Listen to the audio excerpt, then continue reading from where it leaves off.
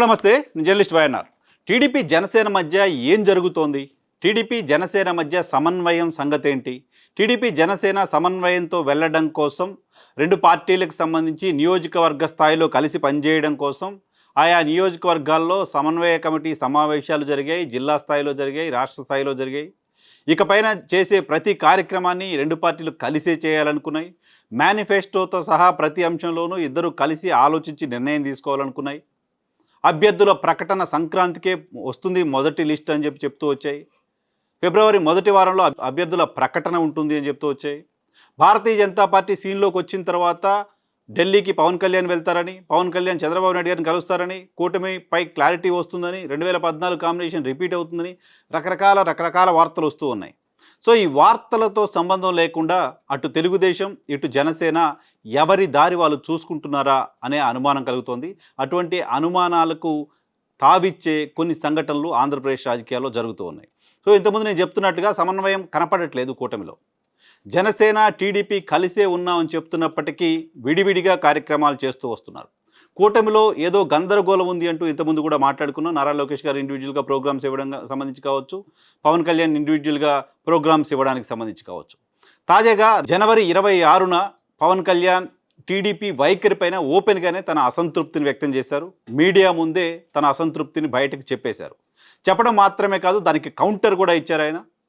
అసంతృప్తి బయటకు చెప్పి వదిలేయటం కాకుండా, మీరు నాకు చెప్పకుండా పొత్తు ధర్మం పాటించలేదు కాబట్టి నేను ఇలా చేస్తున్నాను అంటూ 2 స్థానాలు తాను పోటీ చేస్తానంటూ ప్రకటించారు.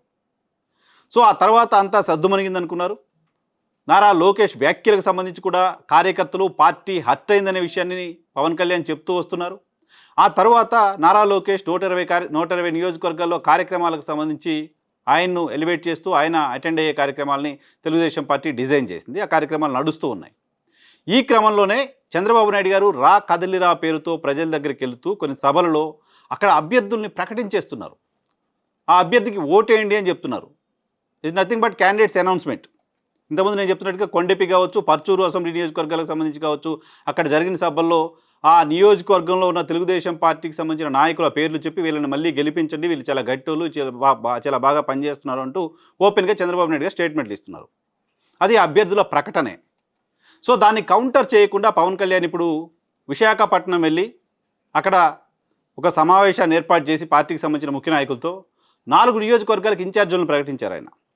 నిజానికి జనసేనలో ఇన్ఛార్జీల ప్రకటన ఈ టైంలో ఇంత క్విక్గా ఈ సందర్భంలో ఎందుకు చేశారనేది రాజకీయంగా చర్చకు తెరలేపుతోంది.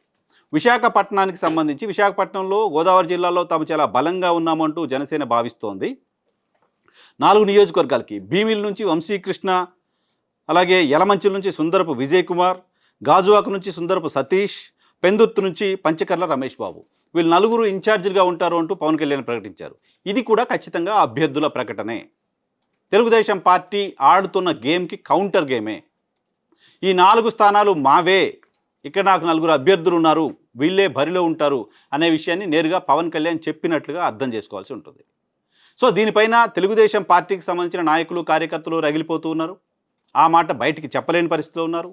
పెందుర్తి అసెంబ్లీ నియోజకవర్గానికి సంబంధించి మాజీ మంత్రి బండారు సత్యనారాయణరావు ఉన్నారు అక్కడ, సీనియర్ నేత.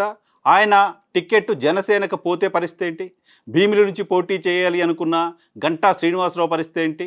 సో పార్టీకి సంబంధించి ముఖ్య నాయకులుగా ఉన్న వాళ్ళ నియోజకవర్గాలలో జనసేన అభ్యర్థులను ప్రకటించి టీడీపీకి కౌంటర్ వేసినట్లుగా అర్థం చేసుకోవాలి. తాజాగా ఈరోజు ఆయన తూర్పుగోదావరి జిల్లాకు సంబంధించి రాజమండ్రి రూరల్ నుంచి కూడా జనసేన అభ్యర్థి బరిలో ఉంటారు లాంటి సంకేతాలను ఇచ్చేశారు Pawan Kalyan. Rajahmundry rural Telugu Desam party sitting స్థానం. గోరంట్ల బుచ్చయ్య చౌదరి గారు అక్కడ ప్రస్తుతం సిట్టింగ్ ఎమ్మెల్యేగా ఉన్నారు. ఆయన మళ్ళీ నేనే పోటీ చేస్తానంటూ ఇప్పటికే అనేక సార్లు ప్రకటించారు. తాను మాత్రమే కాదు, తెలుగుదేశం పార్టీకి సంబంధించిన సిట్టింగ్ ఎమ్మెల్యేలు అందరికీ టికెట్లు వస్తాయి అనే విషయాన్ని చెప్పారు ఓపెన్గా. చెప్పిన నేపథ్యంలో అక్కడ కందుల దుర్గేష్ జనసేన పార్టీ అభ్యర్థిగా ఉంటారు అంటూ పవన్ కళ్యాణ్ ఖరారు చేసినట్లుగా సమాచారం అంతోంది. కందుల దుర్గేష్ గడిచిన ఎన్నికల్లో కూడా జనసేన నుంచి పోటీ చేసి గణనీయంగా ఓట్లు సాధించారు. దాదాపు 40,000కు పైగా ఓట్లు జనసేన అభ్యర్థిగా ఆయన అక్కడ సాధించారు. గతంలో ఎమ్మెల్సీగా పనిచేశారు. సో కందుల దుర్గేషే అక్కడ అభ్యర్థి అనే విషయాన్ని కూడా పవన్ కళ్యాణ్ తేల్చేశారు. దీంతో ఇప్పుడు రాజోలు, రాజానగరం అండ్ రాజమండ్రి రూరల్ ఈ 3 నియోజకవర్గాలకు కూడా జనసేన పోటీ చేయబోతుందనే విషయం అర్థమవుతోంది. రాజమండ్రి రూరల్లో అభ్యర్థి ప్రకటన కూడా పూర్తయింది. సో పక్క తెలుగుదేశం పార్టీ అభ్యర్థుల ప్రకటన, మరోపక్క జనసేన అభ్యర్థుల ప్రకటన. పైకి కనపడనప్పటికీ, పైకి రిపబ్లిక్ డే తరహాలో పవన్ కళ్యాణ్ బయటికి మాట్లాడినప్పటికీ, కూటమిలోని ప్రధాన భాగస్వామి అయిన తెలుగుదేశం పార్టీతో ఒత్తిడి పెంచడంలో భాగంగానా, లేదా అవసరమైతే తెగదెంపులు చేసుకోవడానికైనా రెడీ అయ్యారా తెలియదు, కానీ ఆయన ఓన్ స్టైల్లో ఆయన వెళ్తున్నారు. అభ్యర్థుల ప్రకటన చేసుకుంటూ పోతున్నారు. సీట్లకు సంబంధించిన నంబర్ పెంచుకుంటూ పోతున్నారు. మీరేదో ఇస్తే ఆ సీట్లే పోటీ చేసే పరిస్థితిలో మేము లేవు అనే ఇండికేషన్ని పవన్ కళ్యాణ్ ఇస్తున్నట్టుగా అర్థం చేసుకోవాలి. అంతేకాదు, నేను చాలా సందర్భాల్లో కోట్ చేస్తూ వస్తున్నాను హరిరామ జోగయ్య గారి లేఖ. ఈరోజు పవన్ కళ్యాణ్ తూర్పుగోదావరి జిల్లాకు సంబంధించిన నాయకులతో మాట్లాడుతున్న సందర్భంలోనే హరిరామ జోగయ్య మరో లేఖ రాశారు. ఈ లేఖ రాస్తున్న సందర్భంలో కూటమి ఉండాలి, కలిసి పోటీ చేయాలి, కూటమిగా ఉంటే ఎంత ఓటింగ్ పర్సెంటేజ్ ఉంటుంది, కూటమిగా లేకపోతే ఎంత ఓటింగ్ పర్సెంటేజ్ ఉంటుంది, ఇవన్నీ చెప్పుకుంటూ 60 అసెంబ్లీ స్థానాలు, 6 పార్లమెంట్ స్థానాలు ఖచ్చితంగా జనసేనకు ఇచ్చి తీరవలసిందే. ఇలా ఇచ్చినప్పుడు మాత్రమే పొత్తు సక్సెస్ అవుతుంది. ఇలా ఇచ్చినప్పుడు మాత్రమే ఓట్లు ట్రాన్స్ఫర్ అవుతాయి. దాంతోపాటు పవన్ కళ్యాణ్ ముఖ్యమంత్రిగా ఉండి తీరవలసిందే. పవన్ కళ్యాణ్కి పవర్లో షేర్ ఇవ్వవలసిందే. అప్పుడు మాత్రమే కూటమిగా విజయం సాధించడానికి సంబంధించిన అవకాశం ఉంటుంది అనేది హరిరామ జోగయ్య గారు రాస్తున్న లేఖ. ఈ లేఖలపైన తెలుగుదేశం స్పందించట్లేదు.